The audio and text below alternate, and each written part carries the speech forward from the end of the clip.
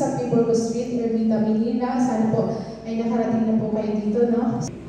So, meron po tayo na-introduce po sa inyo ang overview about the Petroleus, history and background po ng Petroleus po.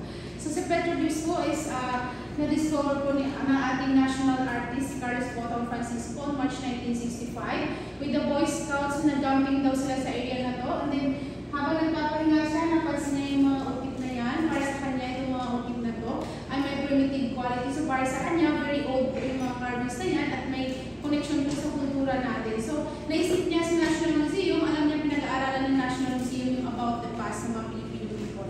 So, nag-respond naman po ang director ng National Museum, nagpadala siya ng mga researcher dito. Ang nag-head po ng study dito yung mga archaeologists natin and then mga anthropologists. So, isa po sa nag-aaral sa National Museum ay si Jesus Peralta po, yung isang anthropologist natin ng National Museum.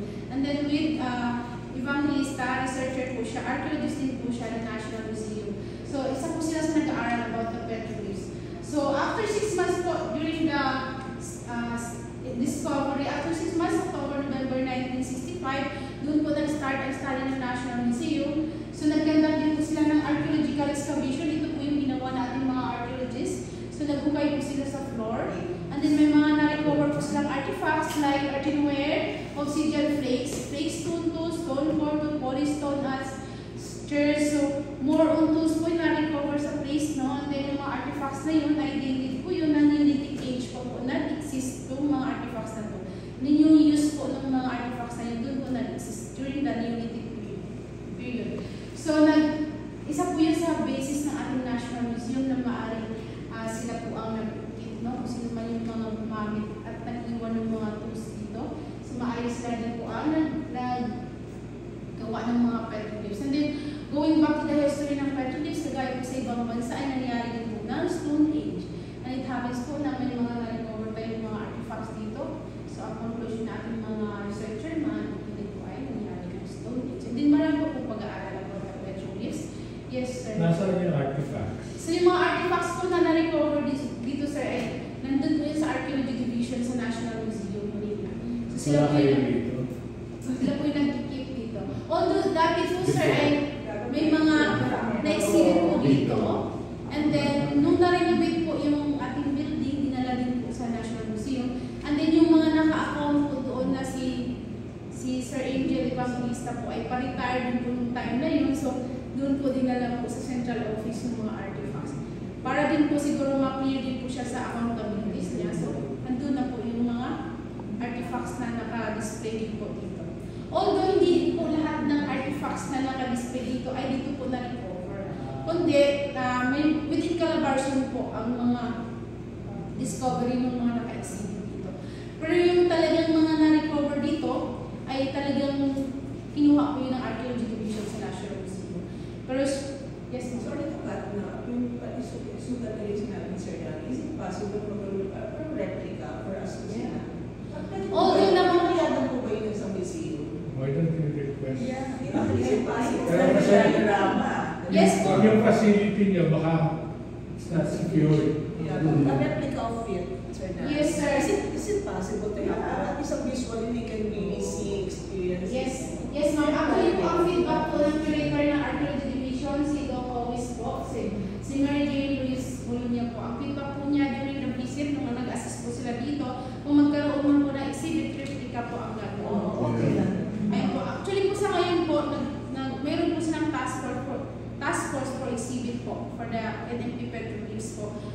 Pero ang feedback po na aming director to, si Ms. Honey Beso, sa ngayon po, ang naka-plan po sa ngayon, this year po, naka-program po this year for mga infographics po.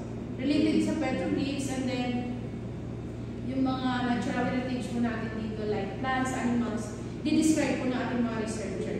So, doon po mula po sa highway, papunta po dito sa loob, may mga info-rails po na gagawin. Nakabidding na po natin sa ngayon. Ayan po. So, may plan naman po ang National Museum na i-develop yung area. Sa ngayon po, yun po yung wino-work po. Sa ngayon, working for that. Pero, syempre po, nakakarating naman po yung mga ganung feedback. Actually, meron na po kaming QR code for the feedback. Naka-organize po yan. So, drafted po yan sa central office po. Ano po yung mga feedback na bisita natin, makukuha po yan ng secretary of state. Mas consider naman po yan ng management. Ayun po. So, okay po, going back to the petroglyphs, no? Counted po lahat ng mga ukit o mga rock carvings natin na nandiyan sa rock shelter. 127 image po ang na-count nila ni Jesus Peralta. More on human-like figures and then animal-like figures like frog-like and then lizard-like. So, karamihan po nakaukit dyan ay mukha ng tao. And then may mga ilan po mukha ng animals like frogs and then lizard. Yun po yun ang mga yung target. And then, nakikita rin po ng ating mga researcher yung mga petroglyphs ay associated po sa ritual. So, one of the activities po na hinaharap ng ating mga indigenous people ay ritual activities na nakaukit. So, dinodocument po nila kung ano yung pag-ritual nila before. Pero isa lang po, a complex ritual of healing, ritual of hunting, and then ritual of fertility. May mga ganun po sila na-identify sila sa place. Although, sabi nga natin mga researcher, hindi nila masasabi yung exact interpretation nito kasi hindi naman sila ang gumawa. So, kung sino yung gumawa, sila yung masasabi na ito'y ginawa ko dito. Pero nakikitaan po ating mga ukit na may kinalaman dito sa pag-ritual. So, ito naman po sa activities na ginawa natin mga indigenous people, dito ay ritual activities. Pero isa lang po yun, a complex of activities po na ating mga indigenous people, pinukit po nila dyan. So, ginawa po nila ang documentation area yung ating rock shelter. So, rock shelter po siya. Hindi po siya cave. No? Ang cave daw po ay sa ating mga regional cave committee ay isang underground na nakakatayo ng isang luma na gawa siya ng iniluman activities. So, yung ang definition ng cave? Yes po. Pero ito po rock shelter po ang definition ng ating mga geologists natin. Then, hindi rin po siya consider as burial cave kasi wala naman po sila nakikita human remains. Kundi, mga tools lang po na niliwan. So, tinirahan ng mga Kaya tao. sabi ko rin, Tinitirahan po siya ng mga ating mga nauna sa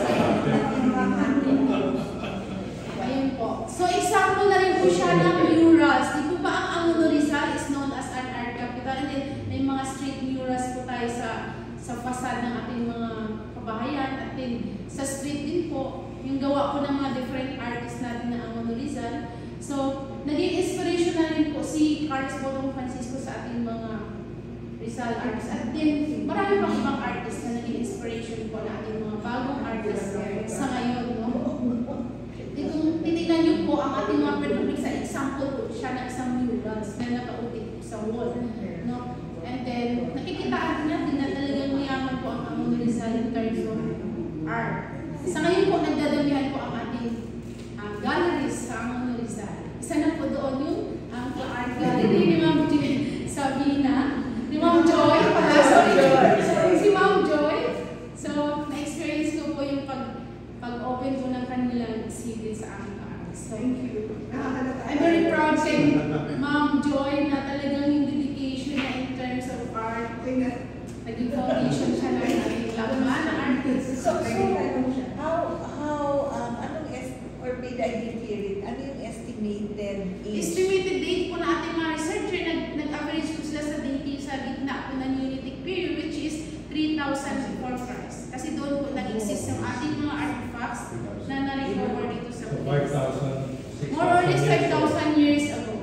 Pero may bago po pag-aaral si Dr. Andrea Nandoni noong 2015 din na i-publish po ang kanyang pag-aaral mga 2016. Additional 52 image po ang kanyang na-recover using that new device, yung GIS device daw po. So, may niscan po siya ng mga maliliit po siguro yung carvings. And then, 179 image po yung latest na pag-aaral about the petroglyphs. At mas matanda pa yung binigay niyang age, mga 11,700 years ago. Yun po ang kanyang tanda. So, may mga dinosaurs ba dito? May tao na na. Oo, may tao na sabi niya sa daan. So, sabihin, bago pa lang si Cristo, meron ng mga taong gumamit ditong area, meron na silang grupo, no? Na nag-create po ng documentation dyan sa rock shelter. Idea ko sa hindi kasi. Opo, ibig sabihin, hindi lang pala ang Kastila ang gumawa ng civilization sa atin. Meron na tayo sariling atin. Before pa lang na-introduce sa atin yung mga Roman Catholics,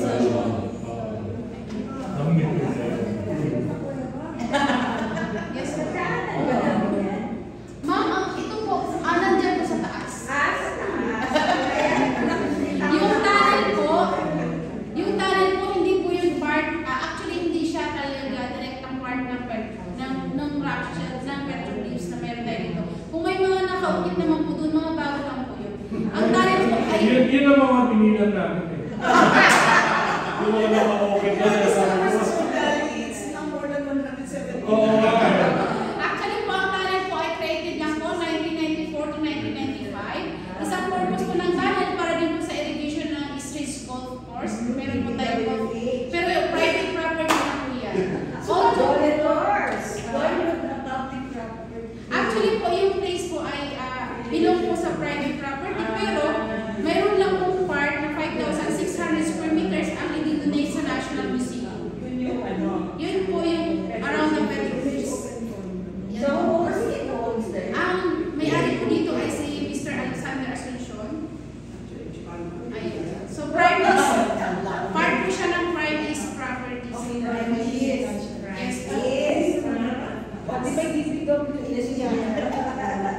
So, sabi din po ng owner ng property, ang talent po ay na-create po, request din po ng dating director natin si Father Casas. Siya daw po yung request para mag-i-access dito. Mukhang pinrepair po nila itong talent bago po ito na-visit ng World, 1996 ng World Monument Watch Association. Nagkanda po sila ng heritage site visit dito ng 1996. part of the world. Ito po. How Before the tunnel po, ang all way to the Philippines, lakad na po from that mountains, pababa. So sadyain po talaga siya. Just imagine po, ganito po yung tsura ng rock shelter natin. Mabagi po siya, madamo. Kasi mga more on trees po. And then yung unang viewing deck po na itayo po na 1997, ay isa po nag-recommend itong viewing deck natin, si Dr. Nicholas Stanley Price. Member po siya ng World Monument Association. Sila po yung mga foreign association na nagkakandak na heritage site visit. Sila po yung nag-visit noong 1996. Mukhang pin-repair po nila yung tunnel bago po nag-visit. So is this part of the, is this recognized by the World Monument? Actually, included na rin po siya sa World Inventory of Rock Art Files, ma'am. Under UNESCO po. So they can touch it. Pero hindi lang po tayo yung top 10 or top 7 wonders of the Philippines.